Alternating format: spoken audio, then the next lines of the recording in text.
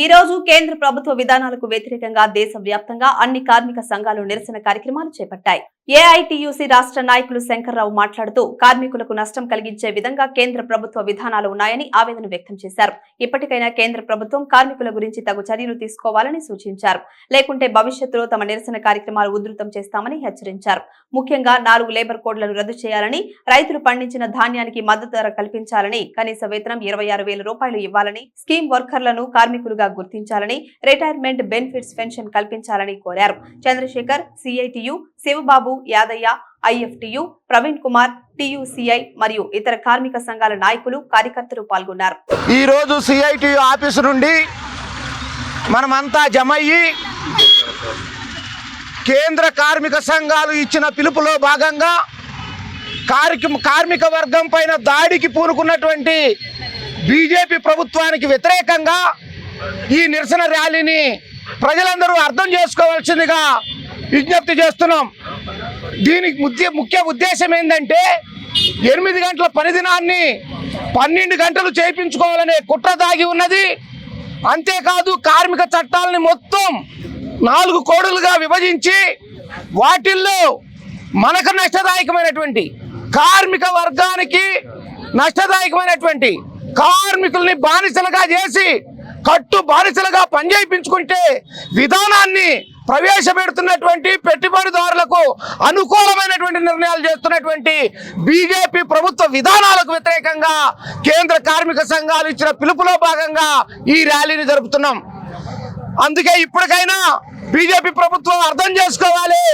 కార్మిక వర్గం 8 గంటల పనిదినం కొనసాగించమని చెప్తుంది. కార్మిక వర్గానికి రావాల్సినటువంటి ఈఎస్ఐ, పిఎఫ్ తదితర డిమాండ్లన్నింటినీ కూడా పకడ్బందీగా అమలు జరిపేటటువంటి చట్టాలని అమలు చేయాలి తప్ప నువ్వు 4 కోడులు తీసుకొచ్చి ఏదో 2 రోజులు సెలవిస్తాను 4 రోజులే పనిచేయండి అనేటటువంటి కొత్త విధానాన్ని తీసుకొచ్చి ఇప్పటికే అసంఘటిత రంగంలో కార్మికులు పనిచేస్తుంటే ఈఎస్ఐ లేదు, పిఎఫ్ లేదు, సండే లేవు, ఎలాంటి ఈఎల్లు, సిఎల్లు, లీవ్లు అనేటివి ఇవ్వకోకుండా దోపిడీ జరుగుతున్నది. కనీస చట్టాలని నువ్వు లీగల్గా పకడ్బందీగా అమలు చేస్తే కార్మిక వర్గానికి కొద్దో గొప్ప దొరుకుతున్న న్యాయం కూడా అన్యాయం అయిపోతుందని చెప్పి ఈ సందర్భంగా మేము చెప్పదలుచుకున్నాం.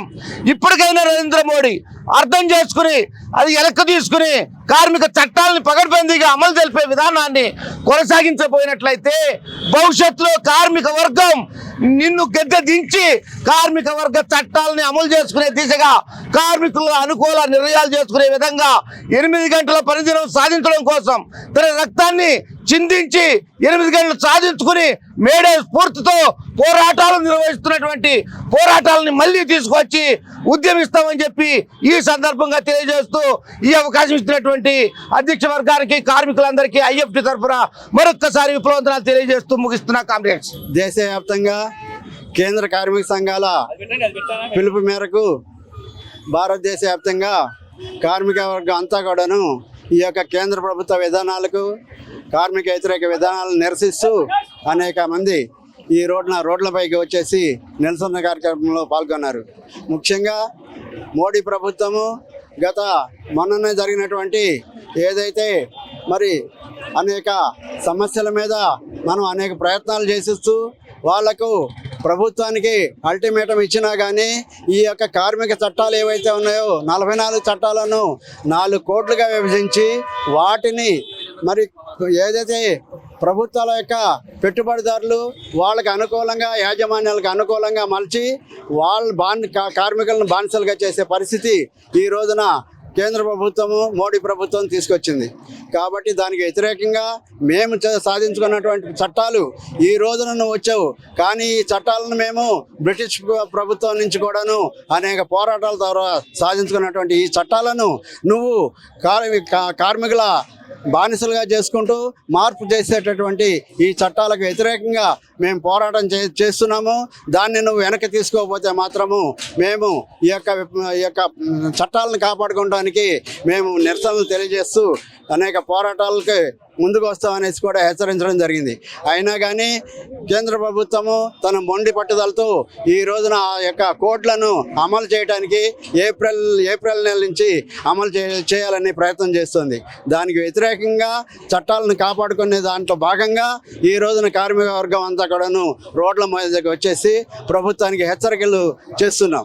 అలాగే మరి రైతాంగ సమస్య ఏదైతే ఉందో రైతులకు గిట్టుబాటు ధర కావాలనేసి వాళ్ళు పోరాటాలు చేస్తున్న సందర్భంలో వాళ్ళ గిట్టుబాటు ధర పక్కన పెట్టి వాళ్ళ మీద 4 కోట్లు తీసుకొచ్చేసి వాళ్ళు అడగకుండానే 4 నల్ల చట్టాలను తీసుకొచ్చేసి వాళ్ళ మీద రుద్దటం జరిగింది. ఆ నల్ల చట్టాలను వెనక్కి తీసుకోవాలనేసి మేము అడిగేటటువంటి గిట్టుబాటు ధర కల్పించాలనేసి రైతులు దాదాపుగా సంవత్సర కాలం పాటు ఢిల్లీలో పోరాటం చేశారు. ఆ పోరాటంలో దాదాపుగా 770 మంది కార్మికులు చనిపోవడం జరిగింది, రైతులు చనిపోవడం జరిగింది. మరి వాళ్లకు ఆ రోజున ఉన్నటువంటి ఎన్నికలను దృష్టిలో పెట్టుకునేసి వాళ్లకు మరి మసలు కన్నీరు ఖర్చుకుంటూ మేము చేసిన తప్పే అనేసి కేంద్ర ప్రభుత్వం తల వంచి ఆ చట్టాలను వెనక్కి తీసుకుంటాం, ఆ కోడ్లను వెనక్కి తీసుకుంటాం, మీకు అనుకూలంగా మేము రాబోయే కాలంలో మీకు అనుకూలమైన చట్టాలను చేస్తాం అనేసి వాగ్దానం చేసుకోవడను ఇప్పటి వరకు కూడా ఆ చట్టాలను మార్చలేదు. అదే పద్ధతిలో ఇప్పటివరకు కూడా గిట్టుబాటు ధర కల్పించలేదు. వాళ్ళు కూడా రైతులు కూడాను ఈ రోజున ఈ కార్యక్రమంలో నిరసన కార్యక్రమంలో వాళ్ళు కూడా భాగస్వాములు అయ్యారు.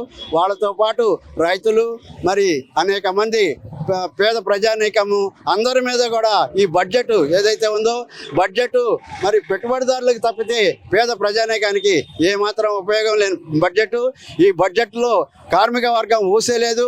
అలాగే సీనియర్ సిటిజన్స్ ఎవరైతే ఉన్నారో దేశ సంపదను అభివృద్ధి చేయడంలో కానీ వాళ్ళ యొక్క కష్టాన్ని మరి దారాదత్తం చేసేసి అనేక సంవత్సరాలు 60 సంవత్సరాలు వాళ్ళ యొక్క శ్రమను తాకట్టు పెట్టేసి ప్రభుత్వం యొక్క పరిశ్రమలను ఎంతో పురోగతిలో తీసుకొచ్చినటువంటి వాళ్ళకి ఈ రోజున 2000 రూపాయలు 1000 రూపాయలు మరి పెన్షన్ ఇస్తున్నారు. ఆ పెన్షన్ కూడాను మరి 10,000 రూపాయలు చేయాలనేసి వాళ్ళు కూడా ఒక ప్రక్కన అనేక పోరాటాలు చేస్తున్నారు. సీనియర్ సిటిజన్స్ కూడాను గత ప్రభుత్వాలు ఉన్నప్పుడు మరి ప్రయాణ సౌకర్యాల్లో రాయితీలు కల్పించారు. ఆ రాయితీలను కూడాను మన కరోనా సమయంలో మరి కేంద్ర ప్రభుత్వము దాన్ని విడ్రా చేసింది. ఆ రాయితీలని మరి తొలగించటం మరి కరోనా తర్వాత అయినా కానీ దాన్ని పునరుద్ధరిస్తారనేసి అనుకున్నాము. కానీ ఇప్పటివరకు కూడాను ఆ రాయితీలు కూడా లేకుండా ఈ రోజున వాళ్ళకి పెన్షన్ కూడా లేకుండాను ఈ రోజు వాళ్ళు సీనియర్ సిటిజన్స్ అందరూ కూడా మేము ఎలా బ్రతకాలి, ఈ యొక్క పెన్షన్ 1000 రూపాయలు 2000 రూపాయలతో ఎలా బ్రతకాలి, మమ్మల్ని బ్రతకనిస్తారా లేకపోతే మీరైనా కానీ మమ్మల్ని చంపండి, మా ప్రాణాలు తీసుకోండి అనేసి వాళ్ళు తిరుగుబాటు చేస్తున్నారు. వాళ్ళ న్యాయమైన కోరిక మరి సీనియర్ సిటిజన్స్కి గౌరవించాల్సిన బాధ్యత కేంద్ర ప్రభుత్వానికి ఉంది. వాళ్ళ యొక్క సమస్య కూడా ఒక ప్రక్కన ఉంది. వాళ్ళ సమస్యను కూడా పరిష్కరించాలనేసి మేము ఈ యొక్క సందర్భంగా మేము డిమాండ్ చేస్తున్నాము. ఈ సమస్యలన్నీ కూడా పరిష్కారం చేయాలనేసి రైతాంగాన్ని కాపాడాలి. అలాగే కార్మిక వర్గానికి సరైన పద్ధతుల్లో వాళ్ళు సాధించుకున్న చట్టాలను మరి నిర్వీర్యం చేయకుండాను అలాగే లేబర్ కోర్టులు ఏవైతే ఉన్నాయో వాటిని కూడా తొలగించే పరిస్థితులు ఉన్నాయి.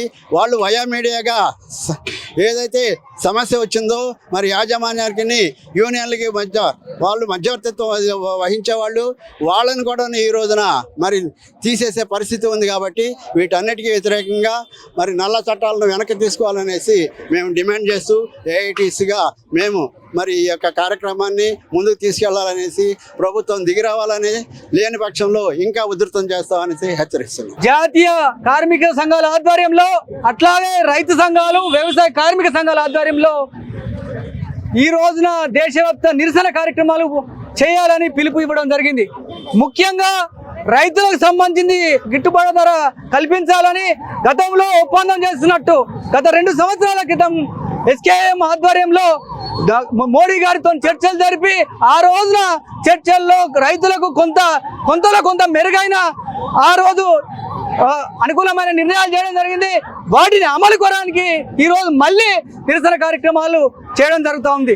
అదే కాకుండా ఈ రోజున దేశవ్యాప్తంగా ఉన్నటువంటి కార్మిక చట్టాలు అట్లాగే లేబర్ కోడ్లుగా మార్చి ఈ రోజున కార్మికులకు గతంలో ఉన్నంతలో కొంత మెరుగ్గా ఉన్నటువంటి కార్మిక చట్టాలు వాటి అన్నింటినీ కూడా తుంగలో దొక్కినటువంటి పరిస్థితి మనం చూస్తూ ఉన్నాం. నెక్స్ట్ ఏప్రిల్ 1 నుండి కొత్త కార్మిక కోట్లుగా వస్తూ ఉన్నటువంటి పరిస్థితి. అంటే ఇవి అమలవుతా మాత్రం ఇప్పటికే అనేక కంపెనీల్లో 8 గంటల పని విధానం లేకుండా 12 గంటల పని విధానం అమలు అవుతా ఉంది. ఈఎస్ఐపిఎఫ్ సౌకర్యాలు పోతా ఉన్నాయి. పర్మనెంట్ విధానం మర్చిపోయినటువంటి పరిస్థితి ఉన్నది. అంటే కాంట్రాక్టీకరణతో అనేక విధాలుగా అనేక పేర్లతో ఈరోజు ఉద్యోగులుగా తీసుకున్నటువంటి పరిస్థితి ఉన్నది. హైర్ అండ్ ఫైర్ విధానం అంటే ఏ రోజు ఉద్యోగం ఉంటుందో ఏ రోజు పోతో అనే విధంగా కూడా ఈరోజు కార్మికులు బిక్కుబిక్కుమంటూ పనిచేసినటువంటి పరిస్థితి మనం చూస్తూ ఉన్నాం. అట్లాగే ఇప్పుడు స్కీమ్ వర్కర్ సంబంధించి చూసుకున్నట్టయితే మనం గత 30-40 ఏళ్ల కిందకి వెళ్ళి మనం స్కీమ్ వర్కర్ సమస్యల విషయంలో అట్లాగే ఢిల్లీ కేంద్ర ప్రభుత్వానికి కానీ రాష్ట్ర ప్రభుత్వాలకు కానీ అనేక విధాలుగా నిరసన కార్యక్రమాలు కానీ సానుకూలంగా కానీ మంత్రివర్గాలకు సంబంధించి వినతి పత్రాలు ఇచ్చిన సందర్భాలు చూస్తూ ఉన్నాం.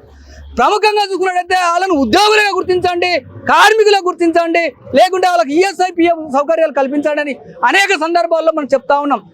అది కూడా మనం ఎన్ని చెప్పినా కూడా వాళ్ళకు నిమ్మకు నీరెత్తినటువంటి చీమగుంటినటువంటి పరిస్థితులు కూడా లేనటువంటి పరిస్థితి. ఈ బడ్జెట్లో కూడా స్కీమ్ వర్కర్లకు ఇవ్వాల్సిన డబ్బులు కూడా తగ్గించి ఇచ్చినటువంటి పరిస్థితి మనం చూస్తూ ఉన్నాం.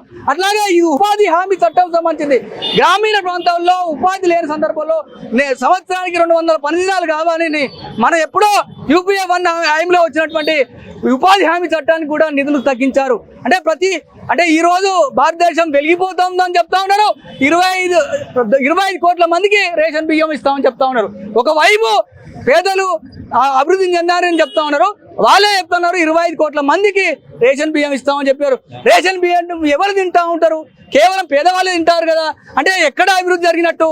అంటే రెండు విధాలుగా గవర్నమెంట్ కేంద్ర లెక్కలే చెప్తా ఉన్నాయి. అట్లాగే ఈ యొక్క బడ్జెట్లో సుమారు 50 లక్షల కోట్ల బడ్జెట్ పెడితే కార్మిక వర్గ ప్రయోజనాలకు ఎక్కడ ఒక రూపాయి కూడా ప్రత్యేకంగా కేటాయించిన దాఖలాలు కనబడలేదు. కేవలం కార్పొరేట్లకు అంటే ఈ రోజున అదానీ అంబానీలకు గురించి మాత్రమే ఈ బడ్జెట్లో కూడా ఎక్కువ రాయితీలు పొందినటువంటి పరిస్థితి మనం చూస్తూ ఉన్నాం. అట్లాగే ప్రభుత్వ రంగ సంస్థలు కూడా అంటే ప్రైవేటీకరణకు ఒక శాఖను కూడా ఏర్పడినటువంటి సంస్కృతి ఈ ఎన్డీఏ గవర్నమెంట్కి ఉన్నది. దీనిలో 70,000 కోట్ల రూపాయలు ప్రైవేటు అంటే ఈ యొక్క ప్రభుత్వ రంగ సంస్థలు అమ్మి ఈ డబ్బులను మళ్ళీ ఈ ప్రభుత్వం సంబంధించింది ఖజానాకు నింపుకునే పరిస్థితుల్లో కూడా 70,000 కోట్లు ఎక్కడి నుంచి వస్తాయని కూడా చెప్పలేదు. అంటే అంటే ఎక్కడ ఉన్నాయి వాళ్ళకి అవకాశాలు ఎక్కడ ఉన్నాయంటే ప్రభుత్వ రంగాలు ఈ రోజున రైల్వేలు కానీ అట్లాగే ప్రభుత్వ రంగ సంస్థలు అనేకంగా ఉన్నాయి. వాటిని అమ్మితే మాత్రమే ఈ 70,000 కోట్ల రూపాయలు వాళ్ళకు ఖజానాకు వస్తాయని తెలియజేస్తూ ఈ కార్యక్రమంలో పాల్గొన్నటువంటి వ్యక్తులుగా ఏఐటీయూసీ సంబంధించింది కానీ సిఐటియు సంబంధించింది కానీ అట్లాగే ఐఎఫ్టియు సంబంధించింది కానీ టియుసిఐ సంబంధించింది కానీ అట్లాగే ఇతర కార్మిక సంఘాలు ఇతర కార్మిక వర్గం ఇక్కడ ఆశాలు అంగన్వాడీలు అట్లాగే కార్మికులు వీళ్ళందరికీ పాల్గొనలకు పేరు పేరున ధన్యవాదాలు తెలుపుతూ Please subscribe to the channel and download the Politicos app from the links in the description.